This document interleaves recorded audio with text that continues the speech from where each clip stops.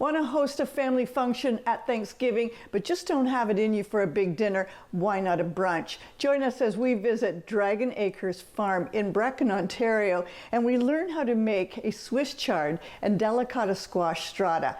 Join us on Farm to Fork.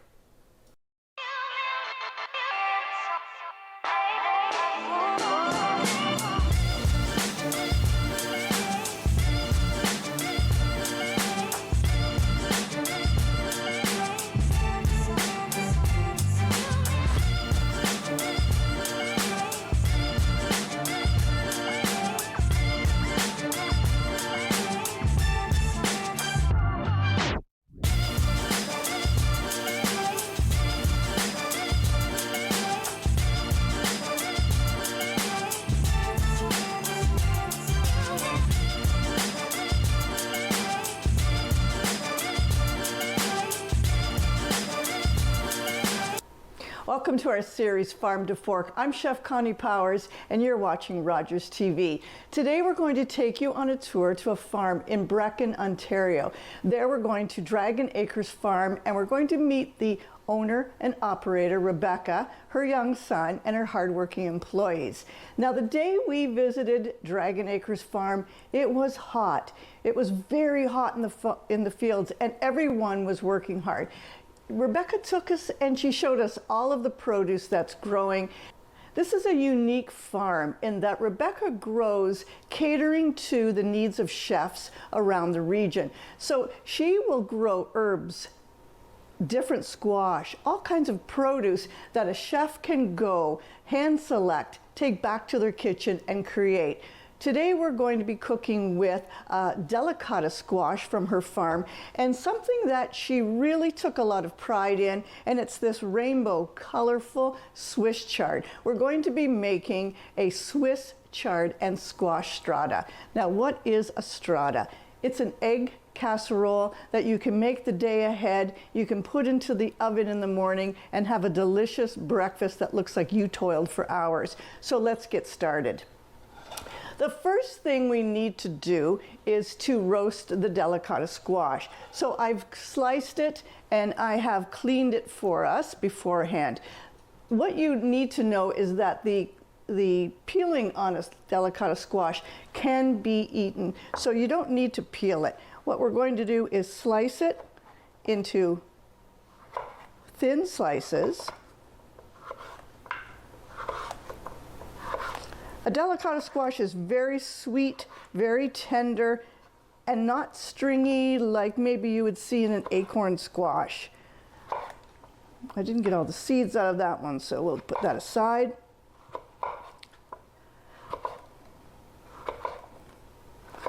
So we're going to put this on a baking sheet. I put a little bit of parchment paper on it just to prevent the cleanup. And then we're just going to layer it like this. Easy and simple.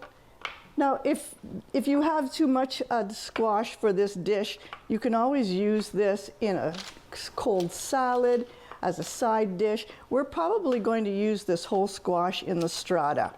So the components of this strata, you can make anything you'd like in it. The components of a strata is bread cubes, egg, custard, and some vegetables, and if you'd like, some meat. We're going to be using bacon today.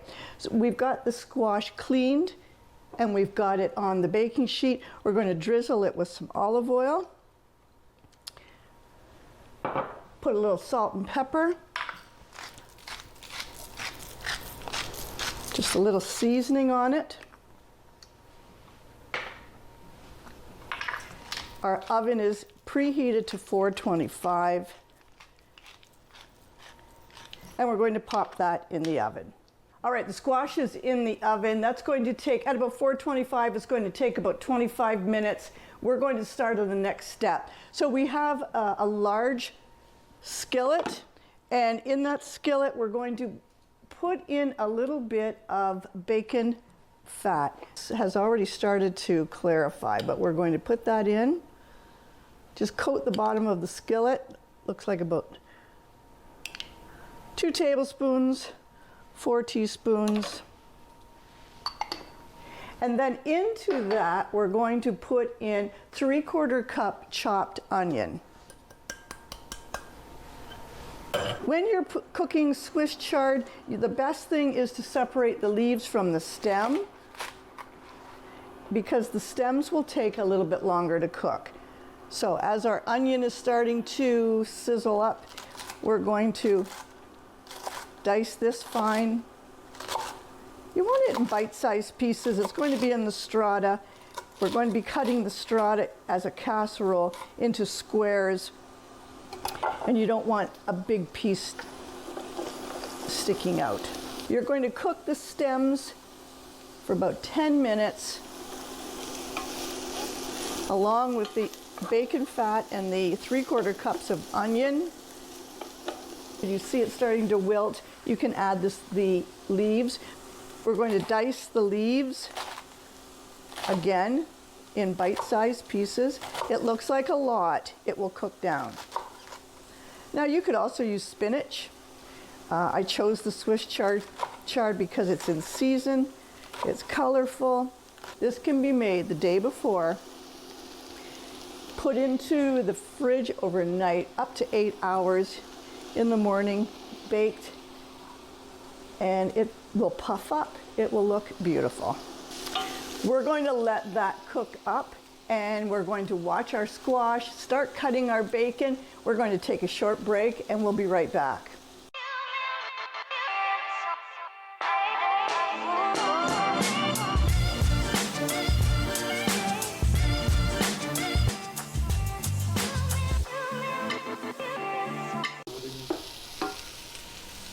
And we're back. You're watching Rogers TV Farm to Fork. I'm Chef Connie Powers. Today we're making a Swiss chard strata with some delicata squash, and we're touring Dragon Acres Farm in Brecon, Ontario. We just sauteed our onions and our Swiss chard. The squash is done, it's cooling, and now we're going to start preparing the bread and the cream custard that goes on it. So the first thing we're going to do is take a 9x13 pan. I greased it a bit because you don't want anything sticking.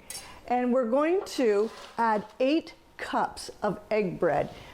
I started chopping it during the break, and we're going to just add that loosely into the bottom of the 9x13 pan. Now we'll set that aside and we'll start making the cream mixture. For the cream custard mixture, you're going to need 8 eggs. We'll add the eggs in one at a time.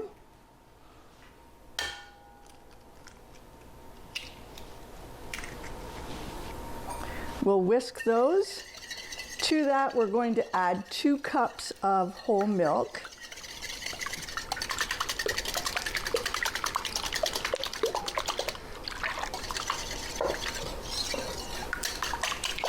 And 3/4 cup of table cream, heavy cream.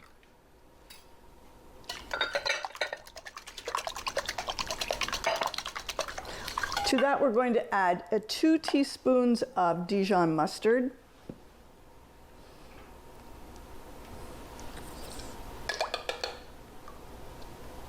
Okay, 2 teaspoons of Dijon mustard. We're going to add 1 teaspoon of nutmeg, ground nutmeg. You can lessen that if you prefer. I like 1 full teaspoon. You're going to add 1.5 teaspoons of kosher salt.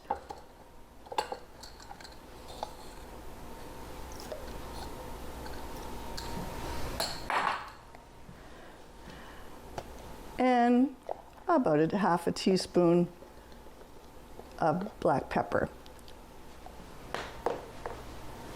We're going to set that aside.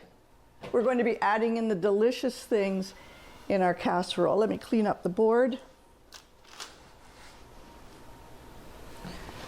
Okay, so we're going to take our squash pieces. They could go in whole like this. I think I'm going to slice them in maybe half, or just chop them up a bit so that, again, bite-sized pieces. We're going to now add in the squash into this into the bread cubes. You can mix it a bit. And then the bacon that we cooked previously, this is, like I said, about a half a pound. We're going to chop this up. We'll distribute that into the bread. All right, so we put the bacon in. We're going to be adding the cream custard mixture and the Swiss chard. We're going to be preparing this for the oven. Right now, we're going to take you to the tour, and you are going to see exactly what we saw. It's a beautiful farm. Take a look at this. Welcome to our series, Farm to Fork. I'm Chef Connie Powers. Today we find ourselves in Brechin, Ontario at Dragon Acres Farm. We're going to meet Rebecca and all of these lovely things she has on this farm and how she brings that to the culinary world. Let's go meet Rebecca. So, Rebecca, we are on your farm, and you told me that you're relatively new to farming here, about 3 years now. But where does that come from? I grew up in Toronto, born and raised, and my kids went to an amazing school called James S. Bell. It was a community school, and they had a community garden, and so that's where I kind of gained the love of growing, was from growing unique items at this community garden. So things like tranchuta kale and okra, things I was never exposed to. This is called Mentuccia nepetilia, and it is an Italian heirloom herb, and it's also the flowers that people are after. Now, this is just kind of the beginning. It's only about 6 weeks in of growing, so it's slowly coming up, and I'm constantly harvesting and selling. I also feature a lot of row 7 seeds as part of my culinary growing, and this is one of their new features called Delfino cilantro. You talk about marketing this. This isn't marketed to the public. This is marketed to chefs. Yeah, chefs. I grow for chefs. I bring samples of herbs to the kitchen. I lay them all out. They get an idea of what they want to do with it, and then they place an order through the distributor. In this lot, there are 2 different types of zucchini. One is the Romanesca, the Costata Romanesca, hard skin. The other one is the white of Palermo, light skin, used for, I would say, cold salads. We also have the Caserta. So the Romanesca and the Caserta's in there. It almost looks like it's been painted on, so they do look lovely. The other thing that I'm very excited about is the pineapple patty pans. Oh, I love those. You can see these here. They are stunning. So another thing that I have to really concentrate on is my systems of operations and my storage capabilities. So if you're buying a whole bunch of these and you're putting them in a hot kitchen, how are they going to hold? So that's what I do, is I bring some of them out, and I know there are petites. There are ones that are extremely small. Those will not hold up in a hot kitchen, but this, it almost is porcelain-like, very delicate, and this is specifically for French chefs, this is what they're looking for, is this specific size. And that shape. But when that's roasted straight up with just olive oil, it needs nothing else. Yes. It's so sweet. So there's the pineapple patty pans, and then there's the patisson. So where does your culinary background come from? Do you have? I like food, and I study a lot of chefs. Farmer Lee Jones, one of them, is a culinary gardener, a farmer who works with chefs, people like Dan Barber who work with farmer breeders. I study a lot of that, and I'm really interested in bringing unique products to chefs. So in the dormant months, January, February, I spend a lot of time reading and researching.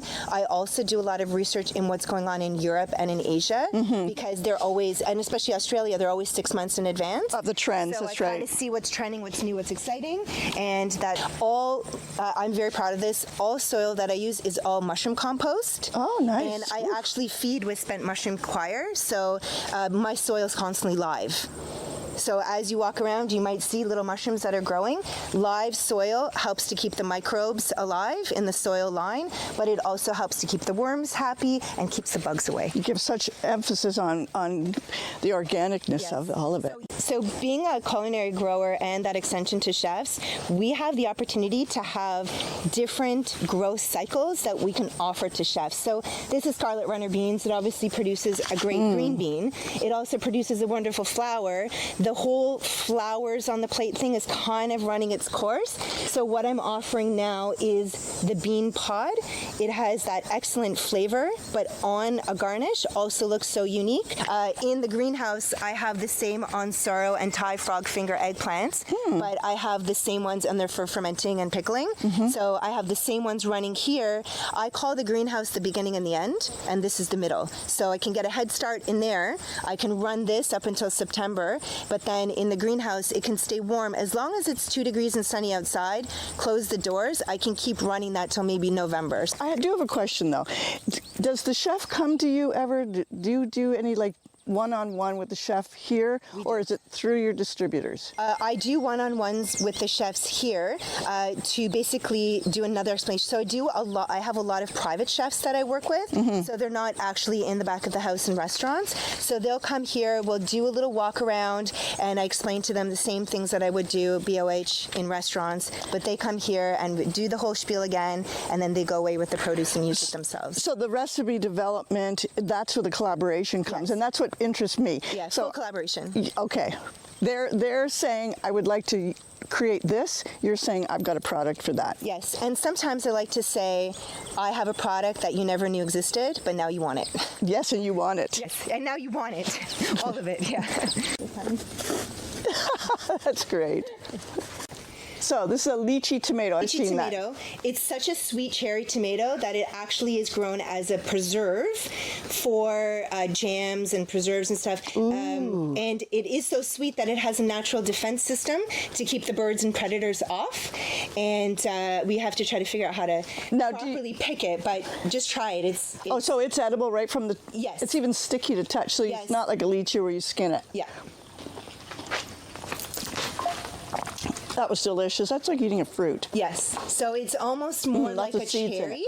And it does have seeds, so you probably would have to press it through to get the seeds out. Yeah, working that. This is something that I'm super excited about. It's called a Kajari melon. This is also a Baker's Creek seed. Kajari is, it's almost like a cantaloupe. It's been described as jasmine-like in flavor. Oh. Interesting. Again, you know, how big will that get? Just slightly bigger, and then as it starts to ripen, it becomes orange on the shoulder, and that's when you know it's starting to come through.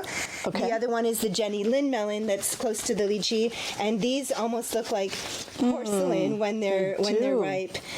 So we use the wicking tub system because I don't have irrigation, but each plant in here could use different things at different times. So by feeding and watering right through the tube, we can give it exactly what it needs. I have a lot of different culinary growers. We all work together, so some of them have given me starts. So my dad comes here, and he comes to work. So he likes to help me tie up the tomatoes. He helps me water. He's really involved, and you know, he likes to have great produce. He likes to see how things are grown. He likes to be involved in the whole feeding of the plants aspect. All right, we're in the squash fields. You can see some of the workers out here. We're just going to go talk to this hardworking guy. So this is Jimmy. Jimmy? Nice to meet you. Nice to meet you. We're from Rogers TV. What do you do here? So basically, we're trying to get all the weeds from out around and in between the squash. Okay. To give them more room, to get more water in the ground, and get the nutrients to grow bigger. Sure. Bigger squash for harvest. So how long have you been working here? About 5-6 months now. It's hard work. Oh yeah. Yeah, it's pretty hot in here. Well, I won't take you from your work. Nice to meet you. Nice to meet you. So you were telling me that there's no sprays. No. It's all natural, organic. Yeah. The same textural profile as an actual mashed potato. So you could transfer that to gnocchi. You could use that to stuff in an agnolotti, side roasting. So something that we haven't talked about is you are known from your content creation. You have very artistic flair in your Instagram posts. Where does that come from? I guess from years of being a hairdresser, of just like, you know, you are the brand that represents you. So if you want to be known as being a unique seed grower and to kind of give flair in your vegetables also represent you too. And so you build up the hype and you build up the entertainment and you try to make it fun, you know, luxurious, glamorous, and fun, right? And you do that. Thanks so much for having us here today. We really enjoyed this. Thank you.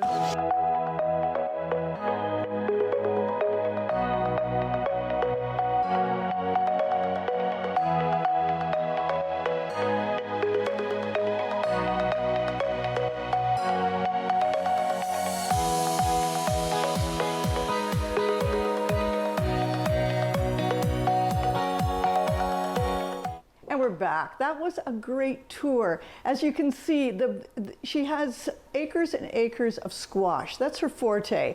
And so that's why we cooked with squash today. You're watching Farm to Fork, and we're making a Swiss chard and delicata squash strata today. So what we have done so far is we sauteed some fresh cut rainbow Swiss chard. We have cubed up 8 cups of egg bread. We have put a delicata squash that has been roasted in, and we put 1/2 pound of really crisp bacon. So now we are going to add in the Swiss chard mixture.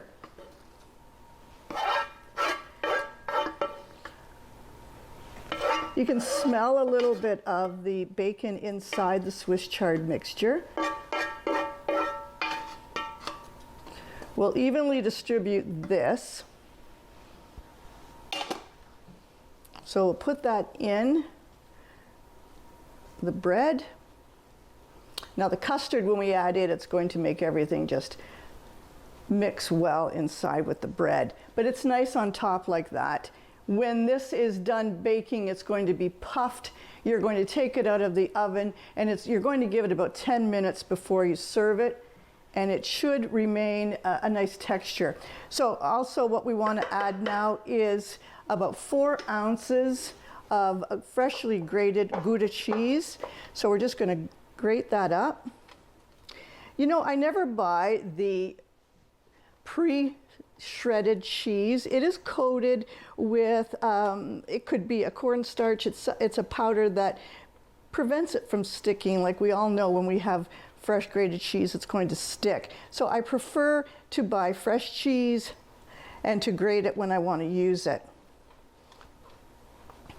Remember, a strata is a really delicious casserole that can be made ahead and can prevent you from having to work too hard at a breakfast when you have guests. You could also make this in little cups, and you could make them as a breakfast on the go for your family, so that you could have them in the freezer and just take a few out at a time. All right, so you notice I put the cheese. You may have thought, well, shouldn't you have added the custard and then the cheese?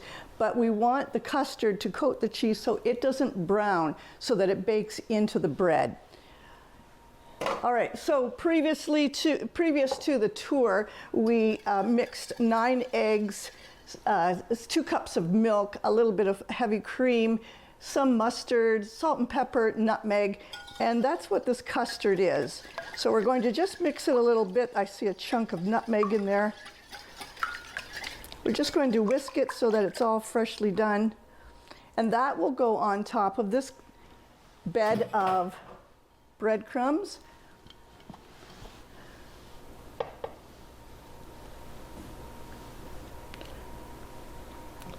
Try to get it all around the edges.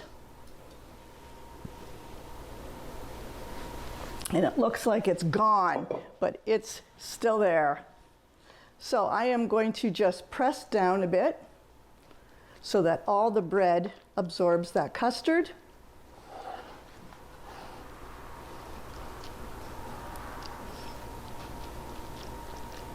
Now bake this uncovered in a 350 for about 25 to 30 minutes. Keep an eye on it depending on your oven. And that's it. We're going to pop this in the oven, and we'll be bringing you back a finished product. All right, we're back, and it's out of the oven. It smells delicious. It looks delicious. The cheese on top has browned nicely. Some of the Swiss chard has crisped up. This is going to be delicious. You would slice it into servings. You could serve it with a hot sauce. It will be just yummy with some fresh fruit. Dragon Acres Farm is in Brecken, Ontario. You can give Rebecca a call or a message on her Instagram. If you are a chef, she welcomes you to the farm to go over what the produce is growing. If you're not a chef and you just want to know where to access her produce, give her a message on Instagram, give her a phone call, and see what she has to say. Thanks for joining us today. Give this a try. All you need in this harvest season is some delicata squash, some Swiss chard, and you've got it made. Until next time, keep cooking.